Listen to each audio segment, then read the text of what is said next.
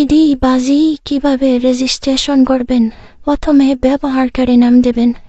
ব্যবহারকারী নামটা এরকম করে দেবেন, আপনার নামের সাথে কিছু ওয়ার্ড যুক্ত করে দেবেন যেন অন্যের ব্যবহারকারী নামের সাথে মিলে না যায়। তারপর পাসওয়ার্ড দেবেন, স্ট্রং করে একটি পাসওয়ার্ড লিখবেন, 6 থেকে 7 সংখ্যার এরকম দেখে আর কি। আপনার নাম দেবেন, নামের সাথে কিছু ওয়ার্ড যুক্ত করে দেবেন। দেওয়ার পর আপনাকে একটি ক্যাপচার দেবে, ক্যাপচারটি পূরণ করতে হবে। এখানে লেখা রয়েছে, ওইটা এখানে বসাতে হবে দেখে 97 37। তারপরে 5। এখন নিবন্ধনে চাপ দেব। সফলভাবে নিবন্ধন হয়েছে, প্রবেশ করার জন্য প্রস্তুত। ঠিক আছে, এখন আমাকে যে কাজটি করতে হবে, অ্যাকাউন্টটা ভালোভাবে ভেরিফাই করে নিতে হবে যেন ডিপোজিট উইথড্রতে কোনো প্রকারের সমস্যা না হয়। তার কারণে অ্যাকাউন্টটা প্রথমে ভেরিফাই করে নেব, 100% ভেরিফাইড। তার কারণে আমাকে চলে যেতে হবে প্রথমেই সুরক্ষা কেন্দ্রে দেওয়ার পর প্রথমে আমাকে বসাতে হবে ব্যক্তিগত তথ্য।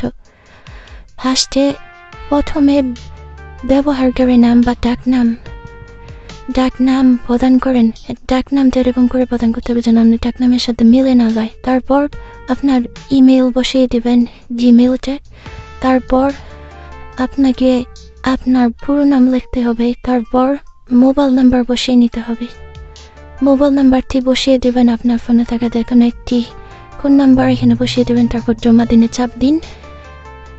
নামটি ইতিমধ্যেই ব্যবহার হয়েছে, এই ব্যবহারকারীর নামে হবে না, যার কারণে আমি আমার যে ব্যবহারকারীর নামটা দেওয়া রয়েছে ওটাই দিয়ে বসিয়ে দিলাম ডাকনামের জায়গায়।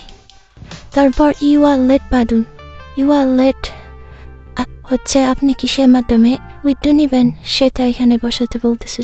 ফার্স্টে বিকাশ রয়েছে, তারপর নগদ, রকেট। আমি যদি বিকাশের মাধ্যমে উইথড্র নেব তার কারণে বিকাশ সিলেক্ট করে দিলাম। সিলেক্ট করার পর আমাকে বিকাশ অ্যাকাউন্ট নাম্বারটা এখানে দিতে হবে, দিয়ে জমা দিনে চাপ দেব।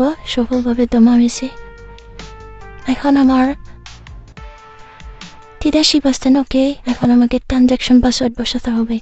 ট্রানজ্যাকশন পাসওয়ার্ডটা দেওয়ার পর কপি করে রাখবেন বা স্ক্রিনশট দিয়ে রাখবেন, এটা অনেক গুরুত্বপূর্ণ। এটা হারিয়ে গেলে বা ভুলে গেলে কিন্তু আপনি উইথড্র দিতে পারবেন না, উইথড্রতে সমস্যা হবে। দেওয়ার পর জমা দিনে চাপ দিন। সেদিনটি সফলভাবে হয়ে গেছে, 100% ওকে, 100% ভেরিফাই। এখন আপনি ডিপোজিট উইথড্র কোনো কিছুতেই সমস্যা হবে না।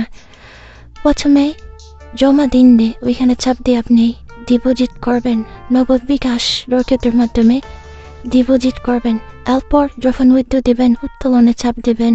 চাপ দেওয়ার পর আপনি কত টাকা নেবেন ওটা বসাবেন।